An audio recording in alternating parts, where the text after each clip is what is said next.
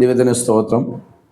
ഒരു പുതിയ സന്ദേശവുമായി നിങ്ങളുടെ അടുക്കൽ വരുവാൻ സർവശക്തനായ ദൈവം ഇടയാക്കിയതിനെ ഓർത്ത് ഞാൻ എൻ്റെ ദൈവത്തിന് സ്തോത്രം ചെയ്യുന്നു, ദൈവത്തെ സ്തുതിക്കുകയാണ്.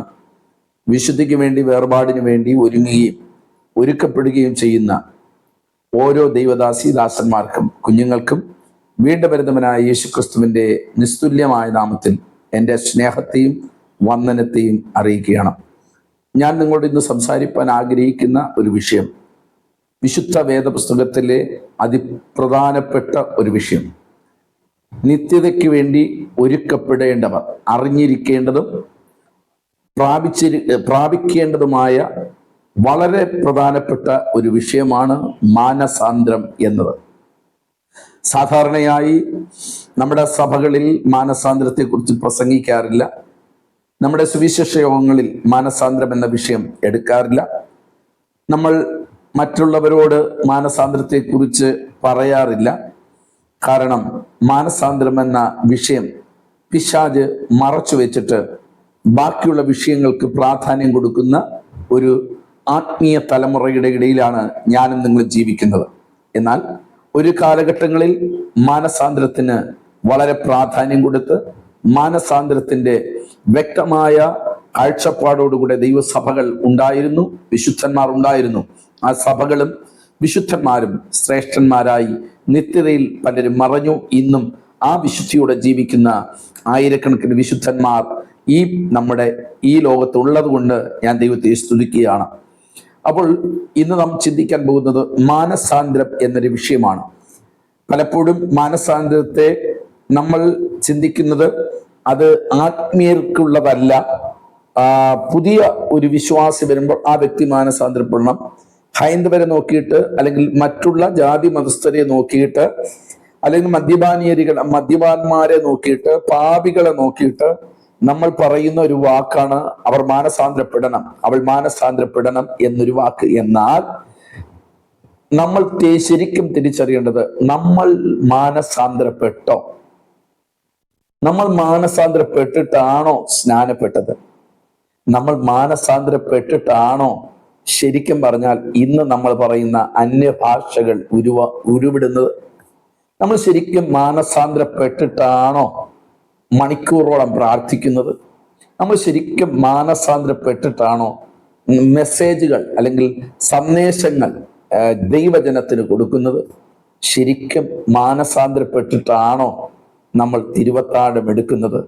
വളരെ വ്യക്തമായി നമ്മൾ ഈ വചനങ്ങളെ ശരിക്കും ഗഹനമായി പഠിച്ചില്ലെങ്കിൽ നമ്മൾ ഓടിയതും അധ്വാനിച്ചതും വെറുതെ ആയി പോകാൻ സാധ്യതയുള്ള ഒരു സാഹചര്യത്തിലാണ് നമ്മൾ പൊയ്ക്കൊണ്ടിരിക്കുന്നത്. ആകയാൽ ഈ ചിന്ത ഒരു പക്ഷേ നിങ്ങളുടെ ആത്മീയ ജീവിതത്തിന് ഉത്തേജനമാകാൻ സാധ്യതയുണ്ട് എന്ന് കൃപയിൽ ആശ്രയിച്ച് ഞാൻ വിശ്വസിക്കുകയാണ്. വളരെ പ്രാർത്ഥനയോടുകൂടെ അല്പസമയം നമുക്ക് ഒരുമിച്ച് ഈ സന്ദേശം ഷെയർ ചെയ്യുവാൻ, സന്ദേശം ചിന്തിക്കുവാനും പഠിക്കുവാനും ദൈവം ഇടയാക്കട്ടെ എന്ന് പ്രാർത്ഥിക്കുകയാണ്. ഇവിടെ ഞാൻ രണ്ട് കാര്യങ്ങൾ പറയാം. മതം പഠിപ്പിക്കുന്ന മാനസാന്തരവും ദൈവവചനം പഠിപ്പിക്കുന്ന മാനസാന്തരവും. ഈ മതം എന്ന് ഞാൻ ഉദ്ദേശിക്കുന്നത് ലോകത്തിലെ മതമല്ല, ആത്മീയ മതം. ഇന്ന് സഭകളെല്ലാം ഒരു മതത്തിന്റെ കീഴിലേട്ട് പോയിക്കൊണ്ടിരിക്കുക. ആത്മീയ സഭകളെല്ലാം മതം പോലെ ആയി കഴിഞ്ഞിരിക്കുകയാണ്. ഈ സഭകൾ പഠിപ്പിക്കുന്ന ഒരു മാനസാന്തരമുണ്ട്, ദൈവവചനം പറയുന്ന മാനസാന്തരമുണ്ട്. ഈ സഭകൾ പറഞ്ഞു തരുന്ന മാനസാന്തരത്തിൽ എന്ന് വെച്ചാൽ മതം, സഭ ഇന്നൊരു മതമായി മാറിക്കൊണ്ടിരിക്കുകയാണല്ലോ. അപ്പോൾ ഞാൻ അതിന് പേരിട്ടുന്നത് മതം എന്നാണ്. ഈ സഭയാകുന്ന മതം പഠിപ്പിക്കുന്ന മാനസാന്തരം, ഒന്ന്, സ്നാനപ്പെട്ടാൽ മാത്രമേ നമുക്ക് സഭയിൽ ഒരംഗത്തെ ലഭിക്കുകയുള്ളൂ. അത് സഭ പറയുന്ന ഒരു മാനസാന്തരമാണ്. രണ്ട്, പരിശുദ്ധാത്മാവ് കൈയടിച്ച് ആരാധിക്കുന്നു. ആ വ്യക്തിയെ നോക്കിയിട്ട് നമ്മൾ പറയും അവർ മാനസാന്തരപ്പെട്ട വ്യക്തിയാണ്. പള്ളിയിൽ എന്നും വന്നാൽ നമ്മൾ പറയും അവർ മാനസാന്തരപ്പെട്ട ഒരു കുടുംബമാണ്. ഇനി തിരുവത്താഴം എടുത്താലും നമ്മൾ പറയും അവർ മാനസാന്തരപ്പെട്ടത് കൊണ്ട് തിരുവത്താഴം എടുക്കുന്നതാണ്. ഇങ്ങനെ മതം പഠിപ്പിച്ച കുറേ കാര്യങ്ങളുണ്ട്. നമുക്കറിയാമല്ലോ, ഞാൻ ഒത്തിരി കാര്യങ്ങൾ ഈ വെള്ളയും വെള്ളം ഇട്ട് കഴിഞ്ഞാൽ അവർ മാനസാന്തരപ്പെട്ടവരാണ്. ആഭരണം മാറ്റിക്കഴിഞ്ഞാൽ അവർ മാനസാന്തരപ്പെട്ടവരാണ്. പിന്നീട് കുറെ വചനങ്ങളൊക്കെ പറയാനും പ്രസംഗിക്കാനും കഴിയുന്നെങ്കിൽ അവർ മാനസാന്തരം. നമ്മുടെ കുറെ കാര്യങ്ങൾ ഇതാണ് മതം പഠിപ്പിക്കുന്ന, സഭയാകുന്ന മതം പഠിപ്പിക്കുന്ന മാനസാന്തരം ഇതാണ്. ഒരിക്കൽ എൻ്റെ ചിന്തയിൽ വരുന്ന ഒരു ഭാഗം ഞാൻ പറയാം. ഒരു ചെറുപ്പക്കാരനോട് ഒരു അമ്മ പറഞ്ഞൊരു വാക്ക്, എടാ നീ പാസ്റ്റർ അടുക്കൽ ചെന്ന് സ്നാനപ്പെട്, കല്യാണ സമയം ആയില്ലേ എന്നതിൻ്റെ അർത്ഥം ഈ സ്നാനപ്പെടുന്നത് കല്യാണം കഴിക്കാൻ വേണ്ടി. മനസ്സിലാവുന്നുണ്ട്? ഇവിടെ നമ്മുടെയൊക്കെ മാനസാന്തരം പുറമേ ഉള്ളൊരു മാനസാന്തരം. ഇതിനെയാണ് മതം പഠിപ്പിക്കുന്ന മാനസാന്തരം, സഭയാകുന്ന മതം പഠിപ്പിച്ചിരിക്കുന്ന മാനസാന്തരം. അതുകൊണ്ട് എന്ത് സംഭവിക്കുന്നു എന്ന് ചോദിച്ചാൽ, ദൈവവചനത്തിൽ പറഞ്ഞിരിക്കുന്ന മാനസാന്തരത്തിലേക്ക് വിശ്വാസികൾക്കോ ദൈവജനങ്ങൾക്കോ വരാൻ കഴിയാതെ ശത്രു നിത്യതയുടെ വഴി അടച്ചിരിക്കുക. അപ്പോൾ ഒരു നിമിഷം എൻ്റെ ചിന്തയിൽ വന്ന ചില ഭാഗങ്ങൾ പറയാം. സഭയാകുന്ന മതം പഠിപ്പിക്കുന്ന മാനസാന്തരം ഇങ്ങനെയാണ്: തെറ്റായ പ്രവൃത്തികൾ ഉപേക്ഷിക്കാൻ പ്രേരിപ്പിക്കുന്നു. നമ്മുടെ വീട്ടിൽ നിന്ന് തന്നെ പള്ളിയിൽ വരുന്നവരൊന്നും ഇത് ചെയ്യാൻ പാടില്ല, പള്ളിയിൽ വരുന്നവര് നാട്ടില് മറ്റ് പ്രശ്നം ഉണ്ടാക്കാൻ പാടില്ല. ഇത് എവിടെ നിന്നാ പഠിപ്പിച്ചത്? മതം പഠിപ്പിച്ചതാ. എന്ന് വെച്ചാൽ നമ്മുടെ പാരമ്പര്യമായി ഇത് പഠിപ്പിച്ചതാ. അവിടെ സ്റ്റാൻഡേർഡ് നോക്കണം. നല്ലൊരു ഫാമിലിയിലാണെങ്കിൽ അവർ പറയും, മക്കളെ ഞാൻ ഇങ്ങനെയാ വളർന്നത്, അതുകൊണ്ട് നീ അവിടെ ചെല്ലരുത്, അവിടെ പോകരുത്, അത് ചെയ്യരുത്, ഇത് പറയരുത്. നമ്മൾ ഇങ്ങനെ ആ സിസ്റ്റം തുടർന്നുകൊണ്ട് വരികയാണ്. അതിന് മാനസാന്തരം എന്ന് മതം പഠിപ്പിക്കുന്നു. 2, നല്ല പ്രവൃത്തികൾ, ആചാരങ്ങൾ, നിയമങ്ങൾ പാലിക്കുന്നതിൽ ഇവർ എന്ത് ചെയ്യുന്നു? ഊന്നൽ കൊടുക്കുന്നു. നമുക്കറിയാം, നല്ല പ്രവൃത്തികൾ, കുറച്ച് പേർക്ക് അന്നദാനം കൊടുക്കുക, ഇങ്ങനെയുള്ള കുറെ കാര്യങ്ങളുണ്ടല്ലോ. സഭയിൽ തന്നെ പാവങ്ങളെ സഹായിക്കുക, പിന്നെ അരി വിതരണം ചെയ്യുക, ഇതൊക്കെ മാനസാന്തരത്തിൻ്റെ ഒരു ഭാഗമായി ഇവർ പഠിപ്പിക്കുകയാണ്. പിന്നെ ആചാരങ്ങളുണ്ട്.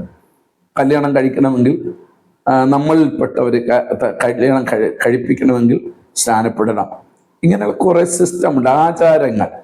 പെന്തക്കോസ്ത് സഭകളിൽ ഇന്ന് ആചാരങ്ങളെല്ലാം കയറി സഭയാകുന്ന മതം അവരെ മറ്റൊരു മാനസാന്തരത്തിലേക്ക് കൊണ്ടുപോയിരിക്കുന്ന ഒരു കാലഘട്ടമാണ് ആചാരം. നിയമങ്ങൾ പാലിക്കുക. ഇങ്ങനെയുള്ള ഒരു ചർച്ചിൽ ചെന്നപ്പോൾ ഒരു ദൈവദാസ അവർക്ക് സ്നാനപ്പെടണം, പക്ഷേ എന്താ സ്നാനപ്പെടാത്ത? ഇവിടെ വിശ്വസിച്ച് താങ്കൾക്ക് വിശ്വാസമാണ്, മാനസാന്തരപ്പെടോ? എനിക്ക് കർത്താവിന് വേണ്ടി ജീവിക്കാൻ ഭയങ്കര ആഗ്രഹമാണ്, എനിക്ക് സ്നാനപ്പെടണം. അവിടെ എന്താ വിഷയം സ്നാനപ്പെടാത്തത്? അവിടെ ദൈവദാസനും കുടുംബത്തിനും കുറച്ച് ഒരു ജോഡി വസ്ത്രം വാങ്ങാൻ പൈസയില്ല. എവിടുന്ന നിയമം? അത് ഈ നമ്മുടെ ഇതിലുള്ള ഒരു സിസ്റ്റമാണ്. ഇങ്ങനെയുള്ള കുറെ ആവശ്യമില്ലാത്ത മാനുഷിക നിയമങ്ങൾ സഭയ്ക്കകത്ത് കയറി ഇതിനെല്ലാം ഉപദേശമായി അല്ലെങ്കിൽ മാനസാന്തരത്തിന്റെ ലക്ഷണമായി കാണുന്നവരുണ്ട്. അടുത്ത് പറയുന്നത്, പുറമേയുള്ള മാറ്റത്തിന് കൂടുതൽ പ്രാധാന്യം കൊടുക്കുന്നു. പുറമേയുള്ള പ്രാധാന്യം, എല്ലാവരും കാണാൻ വേണ്ടി ഉള്ള ഇതാണ് സഭ മാനസാന്തരം പഠിപ്പിക്കുന്നത്. ഇനി പലപ്പോഴും മനുഷ്യന്റെ സ്വന്തം പരിശ്രമത്തിലും പുണ്യപ്രവൃത്തികൾ ആശ്രയിക്കുന്നു. സ്വന്തമായിട്ട് പരിശ്രമിക്കാൻ അവർ ശ്രമിക്കുന്നു. ഇതൊക്കെയാണ് പുറമേയുള്ള മാനസാന്തരം. നല്ല പ്രവൃത്തികൾ, പുണ്യപ്രവൃത്തികൾ, അനേകരെ സഹായിക്കുക, അനേകർക്ക് വീട് വെച്ച് കൊടുക്കുക, പള്ളി വെച്ച് കൊടുക്കുക, ഇതൊക്കെ മാനസാന്തരത്തിന്റെ ലക്ഷണമായിട്ട് സഭകൾ പഠിപ്പിക്കാറുണ്ട്. എന്നാൽ ശരിക്കും പറഞ്ഞാൽ ഇതാണോ മാനസാന്തരം? ഇതാണോ നിത്യതയിൽ പോകാൻ ദൈവവചനം പഠിപ്പിക്കുന്ന മാനസാന്തരം? ഞാനിത് മാനുഷികമെന്ന സഭ പഠിപ്പിക്കുന്ന അല്ലെങ്കിൽ സഭയാകുന്ന മതം പഠിപ്പിക്കുന്ന മാനസാന്തരം ഇത് മാത്രമല്ല, ഒത്തിരി കാര്യങ്ങളുണ്ട്. സമയക്കുറവുകൊണ്ട് ഞാൻ ഇവിടെ നിർത്തുന്നത്, നമ്മുടെ വിഷയം അതല്ലല്ലോ.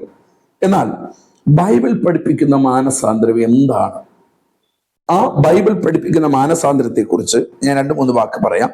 പാപത്തെക്കുറിച്ചുള്ള മനോഭാവത്തിൽ അടിസ്ഥാനപരമായ മാറ്റം എന്ന് വെച്ചാൽ, ഞാനൊരു പാപിയാണ്, ഞാനൊരു തെറ്റ് ചെയ്തു, അത് ചുമ്മാ വന്ന് കരഞ്ഞ് ക്ഷമിക്കണം എന്ന് പറയല്ല. അതിന് അടിസ്ഥാനപരമായി ഇത് എവിടം തൊട്ട് തുടങ്ങി എങ്ങനെയാണെന്ന് മനസ്സിലാക്കി അതിനോട് എന്ത് ചെയ്യണം?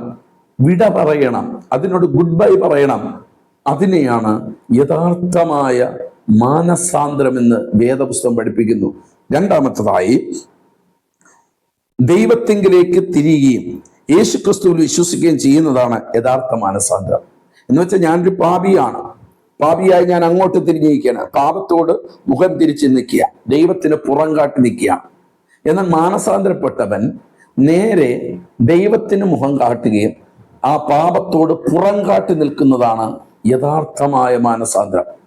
നമുക്കറിയാം, നമ്മുടെ നാട്ടുകളിൽ നമ്മുടെ സഹോദരിമാര് പറയുന്നത് കേട്ടിട്ടുണ്ട്, ഭർത്താവ് ഇപ്പോഴും എന്നും മദ്യപിക്കില്ല, വല്ലപ്പോഴും മദ്യപിക്കും, മാനസാന്തരമുണ്ട്. എന്നും സിഗരറ്റ് വലിക്കുക, ഇപ്പോഴും വല്ലപ്പോഴും 2-3 സിഗരറ്റേ വലിക്കുകയുള്ളൂ. അതൊരു മാനസാന്തരമായി ഇവർ കാണുന്നുണ്ട്. ചില സഹോദരിമാർ പറയാറുണ്ട്, ചേട്ടനിപ്പോഴും എന്നും മദ്യപിക്കുകയൊന്നുമില്ല, പിള്ളേർക്ക് ബർത്ത്ഡേ വരുമ്പോൾ, ക്രിസ്മസിന്റെ സമയത്ത്, ഓണത്തിന് കൂട്ടുകാരുമായി എവിടെയെങ്കിലുമൊക്കെ യാത്ര, അല്പം, അതിന് മാനസാന്തരം എന്ന് പറയുന്നു. അതല്ല മാനസാന്തരം. പാപത്തോട് പുറം കാട്ടി ദൈവത്തിന് മുഖം കാട്ടുന്നതാണ് യഥാർത്ഥമായ മാനസാന്തരമെന്ന് വിശുദ്ധ വേദപുസ്തകം നമ്മെ പഠിപ്പിക്കുകയാണ്. ഇനി നോക്കുക, ഇത് വെറും ഒരു ദുഃഖമോ കുറ്റബോധമോ അല്ല, ജീവിതത്തിന്റെ ദിശ മാറ്റുന്നതാണ് പാപം. ഞാനൊരു തെറ്റ് ചെയ്തു, അയ്യോ ഇനി കർത്താവേ ഞാൻ തെറ്റ് ചെയ്തെന്ന് പറയുന്നതല്ല, ദിശ മാറ്റുക, ആ പാപത്തിൽ നിന്ന് നേരെ തിരിഞ്ഞു വരുന്നതാണ് യഥാർത്ഥമായ മാനസാന്തരം. നോക്കുക, ഇനി ഇത് വെറും ദുഃഖവും കുറ്റബോധമല്ല, ജീവിതത്തിൽ ദിശ മാറ്റുന്നതാണ്. മാത്രമല്ല, പരിശുദ്ധാത്മാവ് ഹൃദയത്തിൽ പ്രവർത്തിച്ചുണ്ടാകുന്ന മാറ്റമാണ് വിശുദ്ധ ബൈബിൾ പറയുന്ന മാനസാന്തരം. മനസ്സിലാകുന്നുണ്ടല്ലോ? അപ്പോൾ നമ്മളൊന്ന് ചിന്തിക്കണം, നമ്മൾ ഇന്ന് മതം പറയുന്ന മാനസാന്തരത്തിലാണോ ജീവിക്കുന്നത്, അതോ ദൈവവചനം പറയുന്ന മാനസാന്തരത്തിലാണോ ജീവിക്കുന്നതെന്ന് നമ്മളൊന്ന് ഹിതപരിശോധന ചെയ്യണം. നോക്കുക, നമ്മുടെ മതം പഠിപ്പിക്കുന്നത് ഒരു ഞായറാഴ്ച പള്ളിയിൽ വന്നില്ലെങ്കിൽ നമ്മളെ കൊന്നുകളയും. ആ ഒരു പേടിയിൽ നമ്മൾ എന്ത് ചെയ്യുന്നു? നമ്മൾ പള്ളിയിൽ വരുന്നുണ്ട്. ദശാംശം കൊടുത്തില്ലെങ്കിൽ എല്ലാം തകർന്നു പോകും, നമ്മളെ സ്വർഗരാജ്യത്തെ എടുക്കത്തില്ല. ഇങ്ങനെയൊക്കെ കുറേ ദൈവഹിതമില്ലാത്ത ഭയപ്പെടുത്തുന്ന മാനസാന്തരം പഠിപ്പിക്കുന്നതാണ് മതം. മതമാകുന്ന സഭ പഠിപ്പിക്കുന്ന കാര്യങ്ങൾ ഇതാണ്. എന്നാൽ വേദപുസ്തകം നേരെ തിരിച്ചാണ്. പ്രിയമുള്ളവരെ, ഞാൻ പള്ളിയിൽ സ്ഥിരമായി വരണമെങ്കിൽ ഞാൻ മാനസാന്തരപ്പെട്ടാലേ ഞാൻ നേരെ വരികയുള്ളൂ. ഞാൻ പള്ളിയിൽ വന്നിരുന്നിട്ട് കാര്യമില്ല. ഞാൻ യഥാർത്ഥമായി ഹൃദയം തുറന്ന് ആലയത്തിനകത്ത് ആരാധനയ്ക്ക് ഞാൻ ഓടിയെത്തുന്ന എന്തുകൊണ്ടാണ്? എനിക്ക് ശരിക്കും മാനസാന്തരം വന്നാൽ മാത്രമേ എനിക്ക് അങ്ങോട്ട് വരാൻ പറ്റുകയുള്ളൂ. ഇല്ലെങ്കിൽ ഞാൻ വരുന്നത് സഭയിലാണ് വരുന്നത്. സഭയിൽ വരുന്നു, പാട്ട് പാടുന്നു, പ്രാർത്ഥിക്കുന്നു, എല്ലാവരും കൈയടിക്കുന്നു, 3 സ്തോത്രം പറയുന്നു, ഹല്ലേലൂയ പറയുന്നു, പ്രസംഗിക്കുന്നു, ദശാംശം ഇടുന്നു, പോകുന്നു. പിന്നീട് അവൻ പോകുന്ന വഴി എവിടെയെന്ന് അവന് പോലും അറിയില്ല. അത് മാനസാന്തരമല്ല, അത് വരുന്നത് സഭയിലേക്കാണ് വരുന്നത്. അപ്പോൾ നിങ്ങൾ മനസ്സിലാക്കണം രണ്ടും തമ്മിലുള്ള വ്യത്യാസം. നമ്മൾ അങ്ങനെ പോയിക്കൊണ്ടിരിക്കുന്നുവെങ്കിൽ വളരെ സൂക്ഷ്മതയോടുകൂടെ കടന്നു പോകണം. കാരണം വേദപുസ്തകം ഇങ്ങനെയാണ് നമ്മെ പഠിപ്പിക്കുന്നത്. ലൂക്കോസ് സുവിശേഷം 13-ാം അധ്യായം അതിന്റെ 3-ാം വാക്യം, നിങ്ങൾ മാനസാന്തരപ്പെടാഞ്ഞാൽ എല്ലാവരും അങ്ങനെ തന്നെ നശിച്ചു പോകും. ഈ വചനം നിങ്ങൾ വായിക്കുമ്പോൾ ശ്രദ്ധിച്ച് വായിക്കണം. നിങ്ങൾ മാനസാന്തരപ്പെടാഞ്ഞാൽ എല്ലാവരും അങ്ങനെ തന്നെ നശിച്ചു പോകും. ഇത് ആർക്കുള്ള ദൈവത്തിന്റെ വചനമാണ്. ഒരു വിഭാഗക്കാർക്ക് വേണ്ടി മാത്രമല്ല, ഇത് മാനസാന്തരപ്പെടാത്ത ആരൊക്കെയുണ്ടോ അവരെല്ലാവരും നശിച്ചു പോകുവാൻ ഇടയുണ്ടെന്നാണ് വിശുദ്ധ പുസ്തകത്തിൽ കർത്താവായ യേശു ക്രിസ്തു നമ്മളോട് അരുളപ്പാട് തരുന്നത്. Praise the Lord. അപ്പോൾ ഒന്ന് ആലോചിക്കണം, സ്നാനപ്പെട്ടത് കൊണ്ടല്ല, അഭിഷേകത്തിൽ നിറയുന്നു എന്നല്ല, ഞാൻ വലിയ കാര്യങ്ങൾ ചെയ്യുന്നു എന്നല്ല, ഞാൻ മണിക്കൂറോളം പ്രാർത്ഥിക്കുന്നു എന്നല്ല, ഒന്നാമത്തെ പടി മാനസാന്തരം നമ്മിലുണ്ടോ? മാനസാന്തരം നമ്മിൽ വരാത്ത കാലം നമുക്ക് നിത്യജീവൻ ഇല്ല. നിങ്ങൾ ഇനി എന്തൊക്കെ കൃപയുണ്ടെന്ന് പറഞ്ഞാലും, നിങ്ങൾ എത്ര അഭിഷേകം ഉള്ളവരെന്ന് പറഞ്ഞാലും, മാനസാന്തരം ജീവിതത്തിനകത്ത് വരാത്ത കാലം നിത്യതയിൽ പോകത്തില്ലെന്ന് യേശു പറഞ്ഞു. അല്ലല്ല, നിങ്ങൾ മാനസാന്തരപ്പെടാഞ്ഞാൽ നിങ്ങൾ എല്ലാവരും നശിച്ചു പോകുമെന്ന് വിശുദ്ധ വേദപുസ്തകം പഠിപ്പിക്കുന്നു. 2 മർക്കോസ് സുവിശേഷം 1:15 എന്നാണ് പറയുന്നത്. കാലം തികഞ്ഞു, ദൈവരാജ്യം സമീപിച്ചിരിക്കുന്നു, ആകയാൽ മാനസാന്തരപ്പെട്ട് സുവിശേഷത്തിൽ വിശ്വസിക്കണം. ഈ സുവിശേഷം എന്ന് പറയുന്നത് എന്താണ്? പൗലോസ് അപ്പോസ്തലൻ പറയുന്നു, ദാവീദിന്റെ സന്തതിയായി ജനിച്ച് മരിച്ച് അടക്കപ്പെട്ട് മൂന്നാം നാൾ ഉയർത്തെഴുന്നേറ്റു, അതാണ് എൻ്റെ സുവിശേഷം. എന്ന് വെച്ചാൽ ക്രിസ്തുവിൽ ഒരുവന് വിശ്വാസം വരണമെങ്കിൽ അവൻ ശരിക്കും മാനസാന്തരപ്പെടണം. പള്ളിയിൽ വന്നതുകൊണ്ട് യേശുവിനെ വിശ്വസിക്കണമെന്നില്ല. കൈയിടിച്ചത് കൊണ്ടോ ദാനധർമ്മങ്ങൾ ചെയ്തുകൊണ്ടോ ദേശാംശം കൊടുക്കുന്നത് കൊണ്ടോ എല്ലാ മീറ്റിങ്ങിന് വരുന്നത് കൊണ്ടോ കർത്താവിനെ വിശ്വസിക്കണമെന്നില്ല. കർത്താവിൽ വിശ്വസിക്കണമെങ്കിൽ യഥാർത്ഥമായ മാനസാന്തരം ഒരുവന്റെ ഉള്ളിനകത്തുണ്ടായിരിക്കണം. നോക്കുക, എന്താണ് മാനസാന്തരത്തിന്റെ അർത്ഥം? മെറ്റനോയ എന്ന വാക്കാണ് ഗ്രീക്കിൽ അതിനെ പറയുന്നത്, മെറ്റനായോ. അതിന്റെ അർത്ഥം ഇങ്ങനെയാണ്: മനം തിരിയുക എന്ന് വെച്ചാൽ മനസ്സ്, ചിന്ത, ഇതിന് മാറ്റം വരിക. മനസ്സിനും ചിന്തയ്ക്കും മാറ്റം വരുന്നതാണ് യഥാർത്ഥമായ മാറ്റം. പുറമെയുള്ള ഒരു വസ്ത്രം മാറുന്നതോ, പുറമെയുള്ള കാര്യങ്ങളൊക്കെ മാറ്റണം, അത് ചെയ്യണം, ഇത് ചെയ്യണം, ഇതൊക്കെ യഥാർത്ഥമായി മനസ്സും ചിന്തയൊക്കെ മാറുമ്പോൾ അതൊക്കെ സംഭവിക്കും, ഓട്ടോമാറ്റിക്കായിട്ട് സംഭവിക്കുന്ന കാര്യമാണ്. പക്ഷേ ആദ്യം മാറേണ്ടത് മനസ്സ് മാറണം, ചിന്ത മാറണം. ഈ മാറ്റമാണ് യഥാർത്ഥമായ മാനസാന്തരമെന്ന് വിശുദ്ധ വേദപുസ്തകം നമ്മെ പഠിപ്പിക്കുകയാണ്. ഇനി അപ്പോസ്തല പ്രവൃത്തി 3-ാം അധ്യായം അതിന്റെ 38-ാം വാക്യം നിങ്ങൾ അപ്പോസ്തല പ്രവൃത്തിയുടെ പുസ്തകം 2-ാം അധ്യായം അതിന്റെ 38-ാം വാക്യം നിങ്ങൾ വായിക്കണം.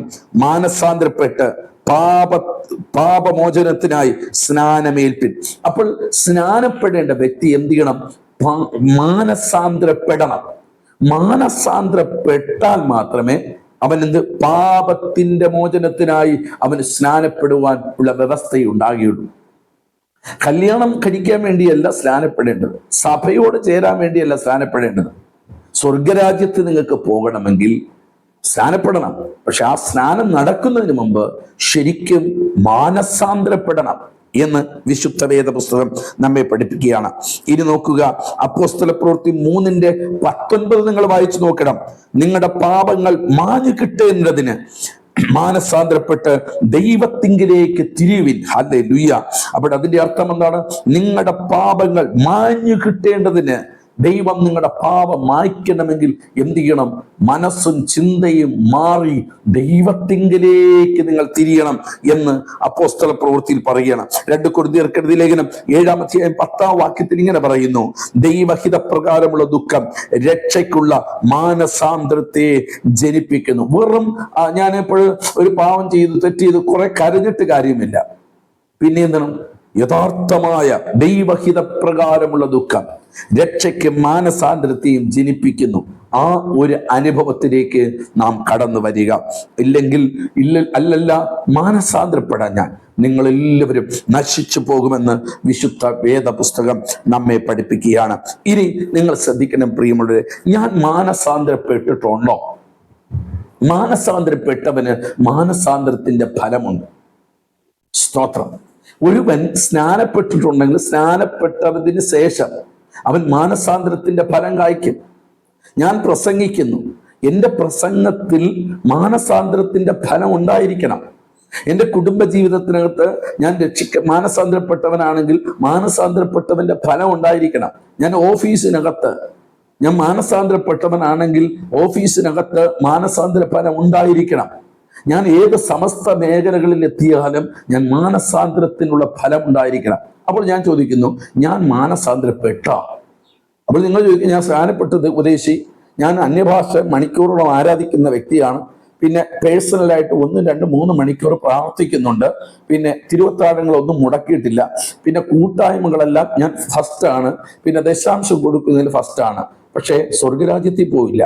കാരണം എന്ന് പറഞ്ഞാൽ മാനസാന്തരപ്പെടാതെ നമ്മൾ ഇതെല്ലാം ചെയ്യുന്നത് ജാതികൾ ചെയ്യുന്നതിന് തുല്യമാണ്. അതുകൊണ്ടാണ് യേശുക്രിസ്തു പറഞ്ഞ്, കപടഭക്തിക്കാരായ ശാസ്ത്രിമാരും പരീക്ഷന്മാരുമായുള്ളവരെ, നിങ്ങൾക്ക് കഷ്ടം. നിങ്ങൾ ദശാംശം കൊടുക്കുന്നു, നിങ്ങൾ പ്രാർത്ഥിക്കുന്നു, നിങ്ങൾ കടലും കരയും കടന്ന് അനേകരെ നിങ്ങൾ നരകത്തിലേക്ക് കൊണ്ടുപോകാൻ വേണ്ടി അവരെ വിളിച്ചു കൊണ്ടുവരുന്നു. പക്ഷേ നിങ്ങളുടെ അവസാനം എന്ന് പറയുന്നത് ഭയാനകരമായിരിക്കും. Praise the Lord. അതുകൊണ്ട് ഞാൻ പറയട്ടെ, നമുക്ക് പറയാൻ ഒത്തിരി കാര്യങ്ങളുണ്ട്. ഞാൻ 2 മണിക്കൂർ പ്രാർത്ഥിക്കുന്നു, ഞാൻ അർദ്ധരാത്രിയുടെ നിശബ്ദതയിൽ യാമങ്ങളിൽ എഴുന്നേറ്റിരുന്ന് പ്രാർത്ഥിക്കുന്നു, എന്നിട്ട് കർത്താവിന്റെ വേലയ്ക്ക് വേണ്ടി ഞാൻ കൊടുക്കുന്നു, കർത്താവിന്റെ ദാസന്മാരെ സഹായിക്കുന്നു, ഒക്കെ നല്ല കാര്യമാണ്. പക്ഷെ മാനസാന്തരമില്ലാതെ ഇതെല്ലാം ചെയ്യുന്നത് ഈ ഭൂമിയിൽ വെച്ച് തീരാൻ വേണ്ടിയാണ്. ഞാൻ പറയുന്നത് ഭൂമിയിൽ വെച്ച് തീരുന്നതല്ല ഒരു ആത്മീയ ജീവിതം. നിത്യതയുടെ അടുത്ത തലത്തിലേക്ക് എന്ന് വെച്ചാൽ നിത്യഭവനത്തിലേക്ക് ഞാനും നിങ്ങൾ പോകണമെങ്കിൽ ആദ്യം നടക്കേണ്ടത് മാനസാന്തരം നടക്കണം. അത് മതം പഠിപ്പിക്കുന്ന മതമാകുന്ന സഭ പഠിപ്പിക്കുന്ന മാനസാന്തരമല്ല, വിശുദ്ധ വേദപുസ്തകം പഠിപ്പിക്കുന്ന മാനസാന്തരത്തിലേക്ക് നമ്മൾ കടന്നു വരണം. മതം പഠിപ്പിക്കുന്ന മാനസാന്തരം നമ്മുടെ ഓർമ്മയിലിരിക്കും, എന്നാൽ വചനം പഠിപ്പിക്കുന്ന മാനസാന്തരം നമ്മളെ അനുദിനം വിശുദ്ധിയിലേക്ക് വഴി നടത്തുവാനിടയാകും. ഹല്ലേലൂയ. അപ്പോൾ നിങ്ങൾ ചിന്തിക്കണം, ഈ വചനം മാനസാന്തരം എന്നുള്ള ഈ വിഷയം ശരിക്കും നിത്യതയ്ക്ക് വേണ്ടി ഒരുങ്ങുന്നവർ ഇത് കേട്ടിരുന്നേ പറ്റുകയുള്ളൂ. അവർ അതിനു വേണ്ടി ഒരുങ്ങണം. ഞാൻ ചോദിക്കുന്നു, നമ്മൾ ഇന്ന് മരിച്ചാൽ എവിടെ പോകും? അതിൻ്റെ തെളിവ് ഞാൻ മാനസാന്തരപ്പെട്ടവനാണോ ഇല്ലേ എന്നറിയാൻ ഒരു പ്രവാചകനെയും വിളിച്ച് നിങ്ങൾ പ്രാർത്ഥിക്കേണ്ട. നിങ്ങൾ നേരെ റോമാലേഖനം എടുക്കണം. നിങ്ങളുടെ കയ്യിലിരിക്കുന്ന ബൈബിളിൽ റോമാലേഖനത്തിൽ 1-ാം അധ്യായം എടുക്കണം. അതിൻ്റെ 29 മുതൽ വായിക്കണം. നിങ്ങൾ 1 മുതൽ നിങ്ങൾ വായിച്ചു നോക്കണം. എന്നിട്ട് നിങ്ങൾ ആ വചനമായിട്ടൊന്ന് താരതമ്യം ചെയ്യണം. ഞാൻ മാനസാന്തരപ്പെട്ട വ്യക്തിയാണോ ഇല്ലേ എന്ന് അവിടെ വെച്ച് നമുക്കറിയാം. എങ്കിലും കുറച്ചും കൂടെ മനസ്സിലാകുന്നു. 1-ന്റെ 29-ാം വാക്യം ഞാൻ വായിക്കുന്നു. അവർ സകല അനീതിയും, അനീതി രക്ഷിക്കപ്പെട്ട് സ്ഥാനപ്പെട്ട് പരിശുദ്ധാത്മ എന്ന് പറഞ്ഞ് അന്യഭാഷയൊക്കെ പറഞ്ഞ് പ്രവചിച്ച് കാര്യങ്ങളൊക്കെ നടത്തുന്നവരായിരിക്കുന്നു നമ്മളോട് പറയുന്നു, നമ്മുടെ ജീവിതത്തിൽ അനീതി ഉണ്ടോ? മാനസാന്തരപ്പെട്ടില്ല. അനീതി, ദുഷ്ടത, അത്യാഗ്രഹവും ദുർബുദ്ധിയും നിറഞ്ഞവർ, അസൂയ, കൊല, പിണക്കം, കപടം, ദുർശീലം എന്നിവ തിങ്ങിയവർ, കുരളക്കാർ, ഏഷണിക്കാർ, ദൈവദോഷികൾ, നിഷ്ഠൂരന്മാർ, ഗർവിഷ്ഠന്മാർ, ആത്മപ്രശംസക്കാർ, പുതുദോഷം സങ്കല്പിക്കുന്നവർ, മാതാപിതാക്കളെ അനുസരിക്കാത്തവർ, ബുദ്ധിഹീനർ, നിയമലംഘിതർ, വാത്സല്യമില്ലാത്തവർ, കനിവറ്റവർ, ഈ വക പ്രവർത്തിക്കുന്നവർ മരണയോഗ്യർ എന്നുള്ള ദൈവിക ന്യായം അവർ അറിഞ്ഞിട്ടും അവയെ പ്രവർത്തിക്കുക മാത്രമല്ല പ്രവർത്തിക്കുന്നവർ പ്രസാദിക്കുകയും ചെയ്യുന്നു. ഈ കാറ്റഗറിയിൽ നമ്മൾ ആരെങ്കിലും ഉണ്ടെങ്കിൽ നമ്മൾ മാനസാന്തരപ്പെട്ടില്ല. ശരിക്കുമുള്ള മാനസാന്തരം വന്നു കഴിഞ്ഞാൽ ഇതിനൊരു ഫലമുണ്ട്. ഇത് മാനസാന്തരപ്പെടാത്തവരുടെ കാര്യമാണ് പറയുന്നത്. സകല അനീതികൾ, അനീതി, പിന്നെ ദുഷ്ടത, അത്യാഗ്രഹം, ഒരു രക്ഷയില്ല, വെട്ടിപ്പിടിക്കുക, മറ്റുള്ളവന്റെ പൈസ കവർന്നെടുക്കുക, എത്ര കിട്ടിയാലും തികയില്ല, അങ്ങനെയുള്ളവർ. ദുർബുദ്ധിയും, മനസ്സിൽ ദുർബുദ്ധി എന്ന് പറയാൻ അറിയാലോ, അസൂയ, ആമേൻ. കൊല എന്ന് പറയുന്നത് സഹോദരനെ സ്നേഹിക്കാത്തവനല്ല കൊലപാതകൻ. പിണക്കം, അന്യഭാഷയൊക്കെ പറഞ്ഞ തിരുവത്താഴമൊക്കെ എടുക്കരുത് കേട്ടോ, മാനസാന്തരപ്പെടണം. കപടം, ദുർശീലം എന്നിവ തിങ്ങിയവർ, പിണക്കം. അടുത്ത് കുർളക്കാർ, ഏഷണിക്കാർ, ദൈവദോഷികൾ, നിഷ്ഠൂരന്മാർ, ഗർവിഷ്ഠന്മാർ, ആത്മപ്രശംസക്കാർ, പുതുദോഷം സങ്കല്പിക്കുന്ന, മാതാപിതാക്കൾ അനുസരിക്കാത്തവർ, ബുദ്ധിഹീനർ, നിയമലംഘിതർ, വാത്സല്യമില്ലാത്തവർ, കനിവറ്റവർ. ഈ വക പ്രവർത്തിക്കുക മാത്രമല്ല പ്രവർത്തിക്കുന്നവരിൽ കൂടെ പ്രസാദിക്കുക. എന്ന് വെച്ചാൽ ഞാനിത് ചെയ്തില്ലെങ്കിൽ യെസ് പറഞ്ഞാൽ, അസൂയക്കാരുടെ അടുക്കൽ ചെന്നിരുന്നിട്ട് ആരെങ്കിലും കുറിച്ച് പറഞ്ഞാൽ ഞാനത് കേട്ടുകൊണ്ടിരുന്നാൽ അതിൻ്റെ അർത്ഥം മാനസാന്തരം വന്നിട്ടില്ലെന്നാണ്. ഈ മാനസാന്തരപ്പെടാത്ത ഞാൻ അന്യഭാഷ പറഞ്ഞാൽ എൻ്റെ ദൈവം അന്യഭാഷയ്ക്ക് ശരിയിട്ട് കഴിഞ്ഞാൽ ദൈവം അനീതിയുടെ ദൈവമല്ലേ? ഈ അസൂയയും വെച്ചിട്ട്, ഈ പുതുദോഷം സങ്കല്പിച്ചിട്ട്, ഈ ദൈവഹിതമില്ലാത്ത ദുഷ്ടത ചെയ്തിട്ട്, ഈ പിണക്കം ഉള്ളിനകത്ത് വെച്ച് പ്രസംഗിച്ചിട്ട് വല്ല ഫലമുണ്ടോ? അന്യഭാഷ പറഞ്ഞിട്ട് ഫലമുണ്ടോ? യാമങ്ങൾ എഴുന്നേറ്റിരുന്ന് പ്രാർത്ഥിക്കുന്നത് ഫലമുണ്ടോ? ഒരു ഫലവുമില്ല. പ്രിയമുള്ളവരോട് ഞാൻ പറയട്ടെ, മാനസാന്തരപ്പെട്ടിട്ട് നിങ്ങൾ ഒരു 10 മിനിറ്റ് ചെന്നിരുന്ന് പ്രാർത്ഥിപ്പിൻ. ആ പ്രാർത്ഥന ദൈവത്തിൻ്റെ തീ ഇറക്കും. മാനസാന്തരപ്പെട്ടിട്ട് ഒരൊറ്റ പ്രസംഗം പ്രസംഗിക്ക്, ജനം വിടുതൽ പ്രാപിക്കും. ശരിക്കും മാനസാന്തരപ്പെട്ടിട്ട് അന്യഭാഷ പറയും, അന്യഭാഷയ്ക്കകത്ത് വ്യാപരിക്കുന്ന ദൈവശക്തി വ്യാപരിക്കും. ശരിക്കും മാനസാന്തരപ്പെട്ട് സ്തോത്രം മാത്രം പറഞ്ഞു നോക്കി, ഒരു ഹല്ലേലൂയ പറഞ്ഞു നോക്കി, വേദപുസ്തകത്തിന്റെ ഒരു വചനം ഉരുവിട്ട് നോക്കി, അതതിൻ്റെ വിടുതൽ ഉണ്ടാകും. ഇന്നും മണിക്കൂറോളം പ്രാർത്ഥിച്ചിട്ടും, മണിക്കൂറോളം ഉപവസിച്ചിട്ടും, മണിക്കൂറോളം അന്യഭാഷ പറഞ്ഞിട്ടും, പല കാര്യങ്ങൾ ഞാൻ ചെയ്തിട്ടും നിങ്ങൾ ചെയ്തിട്ടും ഒന്നും വിഷയങ്ങളുടെ മേലെ അനക്കം വരാത്തത് ദൈവത്തിന്റെ കുറവല്ല, മാനസാന്തരപ്പെടാത്ത അതരത്തിൽ നിന്ന് വരുന്ന കാര്യങ്ങളും പ്രവർത്തികളും ദൈവം തിരസ്കരിക്കുന്നു എന്ന കാര്യം ദൈവമക്കൾ മറക്കാതിരിക്കട്ടെ. മാനസാന്തരം നമ്മുടെ ജീവിതത്തിന് ഉണ്ടോ ഇല്ലേ എന്ന് ഈ റോമാലേഖനത്തിൽ വായിച്ച് പഠിക്കുക. ഇപ്പോൾ മനസ്സിലായോ നമുക്ക് മാനസാന്തരം ഉണ്ടോ? മാനസാന്തരം വന്നോ? ഇതിന് ഏതിലെങ്കിലും ഈ റോമാലേഖനം 1 മുതൽ നിങ്ങൾ വായിക്കണം, 1-2 വാക്യങ്ങൾ വായിക്കണം. ശരിക്കും നമ്മളൊക്കെ നിത്യതയിൽ എത്തുമോ ഇല്ലേ എന്ന് ഹിതപരിശോധന ചെയ്യേണ്ട പുസ്തകമാണ് റോമാലേഖനം. ക്കുന്ന ഒരു പുസ്തകമാണ് ഈ റോമാലേഖനം. ഈ റോമാലേഖനം 1-2 അധ്യായങ്ങൾ നിങ്ങൾ വായിക്കുമ്പോൾ ജീവിതത്തിൽ ശരിക്കും ഞാനും നിങ്ങൾ നിത്യതയിൽ പോകുമോ ഇല്ലേ എന്നുള്ള ചിത്രം അവിടെ കാണാൻ സാധിക്കുന്നു. അന്യഭാഷ നിത്യതയ്ക്കൂടെ പോകുന്ന വഴിയല്ല.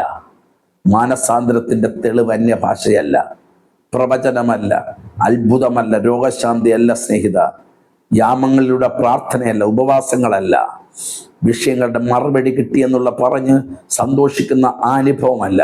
ശരിക്കും മാനസാന്തരം വന്നാൽ മാനസാന്തരത്തിന്റെ ഫലമായ സ്നേഹം, സന്തോഷം, സമാധാനം, ദീർഘക്ഷമ, പരോപകാരം, വിശ്വസ്തത, സൗമ്യത, ഇന്ദ്രിയജയം, ഈ വകയ്ക്ക് വിരോധമായി വേറൊരു ന്യായപ്രമാണവുമില്ല. Praise the Lord. നിങ്ങളുടെ മനസ്സിലേക്ക് ഞാൻ ഈ വിഷയം ഏൽപ്പിക്കുന്നു. സ്വയം പരിശോധിക്കണം. ഞാൻ മാനസാന്തരപ്പെട്ടോ? വചനപ്രകാരം മാനസാന്തരപ്പെട്ടോ? അതോ സഭയാകുന്ന മതം പറയുന്ന മാനസാന്തരത്തിലാണോ എന്ന് ഇത് പരിശോധന നടത്തണമെന്ന് ദൈവാത്മാവിൽ ഞാൻ നിങ്ങൾക്ക് ഈ ആലോചന കൈമാറുകയാണ്. ഇനി മാനസാന്തരം ഒരു വികാരമല്ല. നമുക്കറിയാം ചില ക്യാമ്പുകളിലും ചില ഇടങ്ങളിലൊക്കെ സ്പെഷ്യൽ പവർ മീറ്റിങ്ങിലൊക്കെ ജനം കരയാറുണ്ട്. അത് നമ്മൾ കറക്റ്റ് സ്ക്രീൻ എടുത്തു വെച്ച് TV-കളിലും നമ്മുടെ മീഡിയകളിലൊക്കെ കൊടുക്കും കരയുന്നത്. ചിലർ വിചാരിക്കുന്നത് ഈ കരച്ചിലാണ് മാനസാന്തരമെന്ന്. ഇല്ല, വികാരപരമായി ചിലതൊക്കെ ഉണ്ടാകാം. മാനസാന്തരം വെറും വികാരമല്ല. ചിലർ പാപം ചെയ്ത ശേഷം കരയുന്നു, എന്നാൽ വീണ്ടും അതേ പാപത്തിൽ മടങ്ങി വരുന്നു. അത് യഥാർത്ഥ മാനസാന്തരമല്ല. മാനസാന്തരം വരണമെങ്കിൽ യഥാർത്ഥമായി ദൈവത്തിങ്കിലേക്ക് തന്നെ തിരിയണം. പാപത്തിന്റെ മുമ്പിൽ നിന്ന് കരഞ്ഞിട്ട് കാര്യമില്ല. പാപത്തിന്റെ മുമ്പിൽ നിന്ന് അനുദപിച്ചിട്ട് കാര്യമില്ല. പാപത്തിന്റെ മുമ്പിൽ നിന്നിട്ട് സോറി പരിശുദ്ധാത്മാവെ ക്ഷമിക്കണമെന്ന് പറഞ്ഞിട്ട് കാര്യമില്ല. പാപത്തിന് പുറം കാട്ടി ദൈവത്തിന്റെ സന്നിധിയിൽ വന്നിരുന്ന് കരയുന്നതിന്റെ പേരാണ് മാനസാന്തരമെന്ന്. അതിന് തെളിവുണ്ട്. ധൂർത്തപുത്രൻ ലൂക്കോസ് വിശേഷം 15-ാമത്തെ അധ്യായം, അവൻ പാപത്തിൽ കിടന്നിട്ട് അവനൊരു തീരുമാനമെടുത്തു. അപ്പാ, നിന്നോട് സ്വർഗത്തോടും പാപം ചെയ്യും. ഇനി നിന്റെ മകൻ എന്ന് വിളിക്കപ്പെടാൻ ഞാൻ യോഗ്യനല്ല. എവിടെ കിടന്ന പന്നിക്കൂട്ടിനകത്തെന്ന അവൻ തീരുമാനമെടുത്തത്. എന്നിട്ട് അവിടെ ഇരുന്നില്ല, അവൻ അവിടെ നിന്ന് ഇറങ്ങി.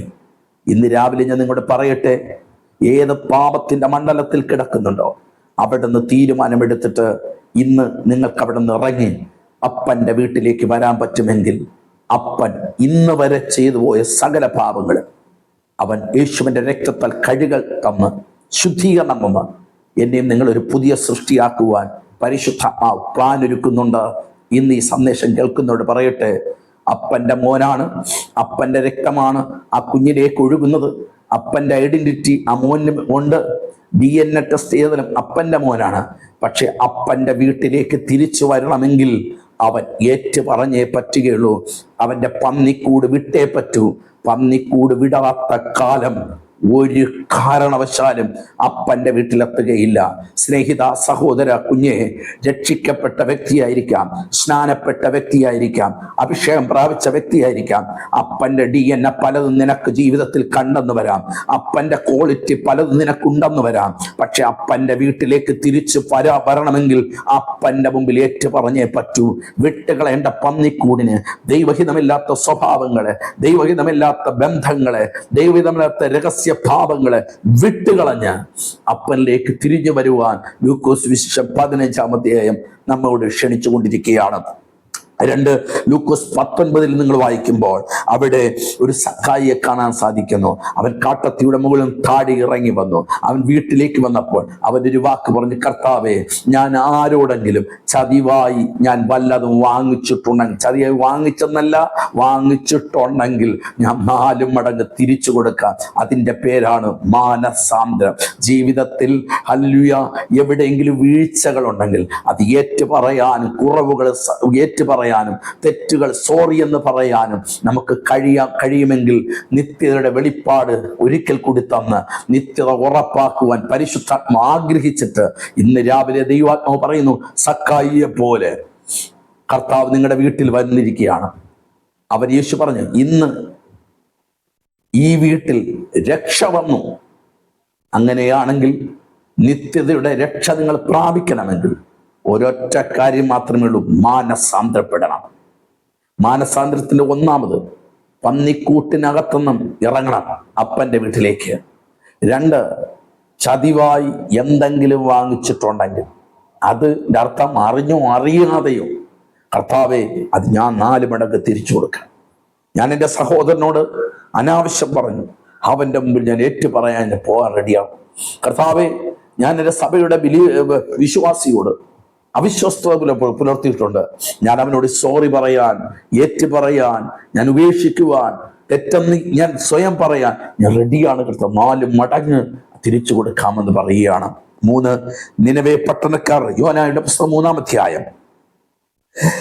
അവർ നിനവെ പട്ടണക്കാർ ദൈവസന്നിധിയിൽ തങ്ങളുടെ പാപങ്ങൾ ഏറ്റു പറഞ്ഞപ്പോൾ കർത്താവ് വരുത്തും എന്ന് പറഞ്ഞ വിപത്തിൽ നിന്നും ദൈവം അവർക്കൊരു മോചനം കൊടുത്തു.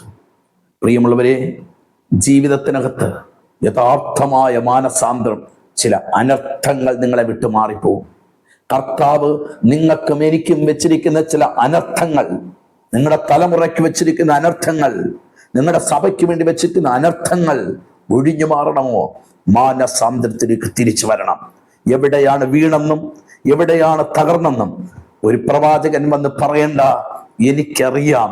ദാവീദ് പറഞ്ഞു, ഞാൻ പാപം ചെയ്തു, നിനക്കനിഷ്ടമായി ഞാൻ ചെയ്തിരിക്കുന്നു എന്ന് ദാവീദ് ദൈവത്തോട് പറഞ്ഞതുപോലെ ദൈവത്തിന്റെ സന്നിധിയിൽ മാനസാന്തരപ്പെടാൻ ഇന്നൊരു തീരുമാനമെടുക്കുക.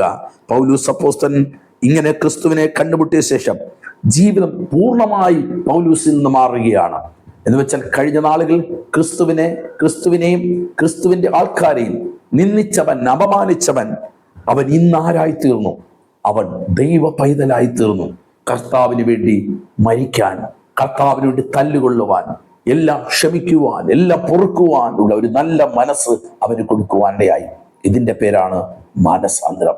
ഒരു സക്കായിയെ പോലെ, ആ ധൂർത്തപുത്രനെ പോലെ, നിനവെ പട്ടണക്കാരെ പോലെ ഇന്ന് ദൈവസന്നിധിയിൽ മടങ്ങി വരുവാൻ ആരുണ്ട്? യഥാർത്ഥമായ മാനസാന്തരം ദൈവം നിത്യതയുടെ വഴി തുറക്കാൻ പോവുകയാണ്.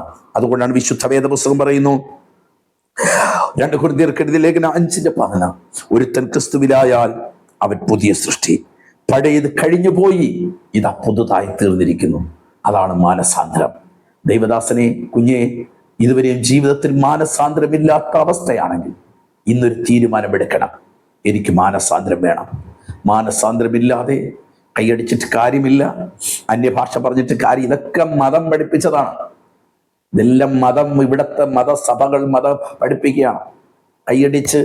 കൈയടിച്ച് ആര് രക്തം പറ എന്ന് പറയുമ്പോൾ രക്തം പറയും. നമ്മുടെ ശരീരത്തിനകത്ത് നമുക്കറിയാം, നമുക്ക് ജഡത്തിലൊരു ഒരു പ്രത്യേകമായ ഒരു സാന്നിധ്യം ഉണ്ടാകും. നമ്മുടെ ജഡത്തിനകത്തുണ്ടാകുന്ന ഒരു മോട്ടിവേഷൻ ഉണ്ടാകും. ദേവദാസൻ 2 വാക്കൊക്കെ പറയുമ്പോൾ നമ്മുടെ ശരീരമൊക്കെ അങ്ങ് കുളിർമ തോന്നും. ഇതൊന്നും പരിശുദ്ധാത്മാവ് ഇറങ്ങുന്നു നിങ്ങൾ ചിന്തിക്കരുത്. പരിശുദ്ധാത്മാവ് ഇറങ്ങുന്നു നിങ്ങൾ ചിന്തിക്കരുത്. തെറ്റായിട്ടുള്ള ഇതൊക്കെ മാനസാന്തരത്തിന്റെ ലക്ഷണമായി സഭയാകുന്ന മതം പഠിപ്പിക്കുമ്പോൾ യഥാർത്ഥമായ പരിശുദ്ധാത്മാവ് ഹൃദയത്തിനകത്തിറങ്ങിയിടും. അകത്തുള്ള മാറ്റമാണ് പുറത്ത് മാറ്റമായി തീരുവാനിടയാകും. ആകയാൽ എന്നെ കേൾക്കുന്ന ദൈവമക്കളോട് പറയട്ടെ, മാനസാന്തരപ്പെട്ടവൻ അവന്റെ സംസാരത്തിൽ അവന്റെ മാനസാന്തരം വെളിപ്പെടുത്തും, അവന്റെ നോട്ടത്തിൽ മാനസാന്തരം വെളിപ്പെടുത്തും, അവന്റെ ചിന്തയിൽ മാനസാന്തരം വെളിപ്പെടുത്തും, അവന്റെ വികാരങ്ങളിലും വിചാരങ്ങളിലും മാനസാന്തരപ്പെടുത്തും, അവന്റെ പ്രവർത്തികളിലും ജോലിസ്ഥലങ്ങളിലും അവന്റെ യാത്രകളിലും അവന്റെ ഒറ്റയ്ക്കായിരിക്കുമ്പോഴും അവന്റെ മാനസാന്തരം അവനിൽ വെളിപ്പെട്ട് നിൽക്കും. അതിൻ്റെ പേരാണ് യഥാർത്ഥ മാനസാന്തരം. ഇല്ലാണ്ട് പള്ളിക്കകത്ത് വന്നു വരുമ്പോൾ ഉണ്ടാകുന്ന മാനസാന്തരമല്ല, അത് സഭയാകുന്ന മതം പഠിപ്പിക്കുന്ന മാനസാന്തരമാണ്. പള്ളിയിൽ ഇപ്പൊ ദൈവദാസന്മാരായി അല്ലെങ്കിൽ സഭകൾക്കെല്ലാം ആവശ്യമെന്ന് പറഞ്ഞാൽ പള്ളിയിൽ വരുമ്പോൾ ഒരു ഉണർവ് മതി, അല്ലേ? പള്ളിയിൽ വരുമ്പോൾ എല്ലാവരും കൈയടിക്കണം. അതിലെ പാസ്റ്റർമാരായ ഞങ്ങളൊക്കെ പറയും കൈയടിച്ച് ആരാധിക്കും, കൈയടിച്ച് ആരാധിക്കും. 3 ഹല്ലേലൂയ പറയും. നിങ്ങൾ വെറുതെ ഇരിക്കരുത്, പ്രസംഗിക്കുമ്പോൾ ഹല്ലേലൂയ സ്വോത്രം പറയും. എന്തിനാ? പള്ളിക്കകത്ത് നിറഞ്ഞു നിൽക്കുന്ന ഒരു അന്തരീക്ഷം. അങ്ങനെയല്ല, അവിടം കൊണ്ട് തീരുന്നതല്ല ആരാധന, അതല്ല ജീവിതം, അതല്ല മാനസാന്തരം. നമ്മുടെ മാനസാന്തരം എന്ന് പറയുന്നത് യഥാർത്ഥത്തിൽ വെളിപ്പെടേണ്ടത് സഭയ്ക്കകത്തല്ല, ജീവിതത്തിൽ ഒറ്റയ്ക്കാകുമ്പോൾ, പാപം നിങ്ങളുടെ ചുറ്റിലും നിൽക്കുമ്പോൾ നിങ്ങളുടെ മാനസാന്തരം അവിടെയാണ് വെളിപ്പെടുത്തേണ്ടത്. യേശു ക്രിസ്തുവിനെ എല്ലാവരും ചമ്മട്ടി കൊണ്ടടിക്കുമ്പോഴും എല്ലാവരും അതും ഇതും പറയുമ്പോൾ ദൈവപുത്രൻ എന്ന് തെളിയിച്ചത് തൻ്റെ അധരത്തിൽ കൂടെയാകുന്നു. അവിടെ ക്രൂശിൽ വെച്ച് ഇങ്ങനെ പറഞ്ഞു, കർത്താവേ പിതാവേ, ഇവർ ചെയ്യുന്നത് ഇന്നതെന്നറിയാകിയാൽ ഇവരോട് ക്ഷമിക്കണമേ. അതേ, മാനസാന്തരം എന്ന് പറയുന്നത് എല്ലാവരോടും ക്ഷമിക്കാം, മാനസാന്തരം എന്ന് പറയുന്നത് എല്ലാവരോടും പൊറുക്കാം, ശത്രുവിനെ സ്നേഹിക്കാം. ഇതൊക്കെ ഹല്ലേലൂയ ആത്മാവിൻ്റെ നമ്മുടെ മാനസാന്തരത്തിന്റെ ഫലങ്ങളാണ്. ഈ ഫലം പുറപ്പെടുവിക്കാൻ കഴിഞ്ഞില്ലെങ്കിൽ ഇന്നും നമ്മൾ മാനസാന്തരപ്പെട്ടില്ല. മാനസാന്തരപ്പെടാത്ത ഒരു വ്യക്തികൾക്കും ഞാൻ വായിച്ചല്ലോ, അല്ലല്ല മാനസാന്തരപ്പെടാഞ്ഞാൽ നിങ്ങളെല്ലാവരും നശിച്ചു പോകും. ഇത് ഞാനല്ല പറയുന്നത്, ഒരു സഭയല്ല പറയുന്നത്, പിന്നെ നമ്മുടെ യേശു ക്രിസ്തു പറഞ്ഞു. ആ യേശുവിന്റെ വചനത്തിൽ വിശ്വാസമുണ്ടെങ്കിൽ വിഹിത പരിശോധന നടത്താം. ആരാധിക്കുന്നവരെ, പാടുന്നവരെ, വർഷിപ്പ് ചെയ്യുന്നവരെ, പ്രസംഗിക്കുന്നവരെ, പ്രവചിക്കുന്നവരെ നമുക്ക് നമ്മെ തന്നെ ഒന്ന് ശോധന ചെയ്യാം. നമ്മുടെ കണ്ണുകൾ നമ്മുടെ ഒരു നിമിഷം പ്രാർത്ഥിക്കാം. പ്രിയ പരിശുദ്ധാത്മാവേ, ഇന്ന് ഈ സന്ദേശം ഈ എളിയദാസൻ ഇവിടെ ഞങ്ങൾ ഒരുമിച്ച് പകരുകയാണ്. അങ്ങയുടെ വ്യക്തമായ സാന്നിധ്യം ഈ പ്രാർത്ഥനയിൽ ഉണ്ടാകണം. കർത്താവെ, മാനസാന്തരപ്പെടാതെ കർത്താവെ, ഞങ്ങൾ ചെയ്യുന്ന എല്ലാ പ്രവൃത്തികളും കപടഭക്തിക്കാർ ചെയ്യുന്നതിന് തുല്യമാണെന്ന് വിശുദ്ധ വേദപുസ്തകം പറയുന്നു. സഭയാകുന്ന മതം പഠിപ്പിക്കുന്ന മാനസാന്തരമല്ല വേണ്ടത്, തിരുവചനം പഠിപ്പിക്കുന്ന മാനസാന്തരത്തിലേക്ക് ഞങ്ങളെ പറഞ്ഞു വിടുവാൻ ഞങ്ങളെ തന്നെ സമർപ്പിക്കുന്നു. ഇന്ന് ഈ സന്ദേശം കേട്ടുകൊണ്ടിരിക്കുന്ന ചില വ്യക്തികളുടെ മേല് ആ മാനസാന്തരത്തിന്റെ കരം ഇപ്പോൾ തന്നെ പരിശുദ്ധാത്മാവ് അയക്കുന്നതിനായി സ്തോത്രം. പരിശുദ്ധാത്മാവ് ഈ വചന വെളിപ്പാട് ചിലരുടെ അകത്തട്ടുകളിൽ വെളിപ്പെട്ടു വരാൻ ഞാൻ പ്രാർത്ഥിക്കുകയാണ്. സ്വർഗം അങ്ങനെ ചെയ്യുന്നതിനായി സ്തോത്രം. യേശു ക്രിസ്തുവിൻ നാമത്തിൽ തന്നെ ആമേൻ, ആമേൻ. പ്രിയമുള്ളവരെ, മതം പഠിപ്പിക്കുന്ന മാനസാന്തരത്തെ അല്ല വേണ്ടത്, ക്രിസ്തു പഠിപ്പിച്ച ദൈവവചനത്തിന്റെ മാനസാന്തരത്തിലേക്ക് ഇറങ്ങാൻ ഈ വചനം നിങ്ങൾക്ക് ഉപകാരമായി തീരട്ടെ എന്ന് ഞാൻ ക്രിസ്തുവിൽ ആഗ്രഹിക്കുന്നു. ഉപകാരമായി തീർന്നാൽ നിങ്ങൾ മറ്റുള്ളവർക്ക് ഷെയർ ചെയ്യാൻ മറക്കരുത്. നിങ്ങൾ ഷെയർ ചെയ്യുക. ഈ ശുശ്രൂഷ നമുക്ക് ഒരുമിച്ച് ക്രിസ്തുവിൽ പണിഞ്ഞെടുക്കുവാനും ചിലരെയും കൂടെ ക്രിസ്തുവിലേക്ക് കൊണ്ടുവരുവാൻ സാധ്യമായി തീരും. കർത്താവ് നിങ്ങളെ അനുഗ്രഹിക്കുമാറാകട്ടെ. ആമേൻ.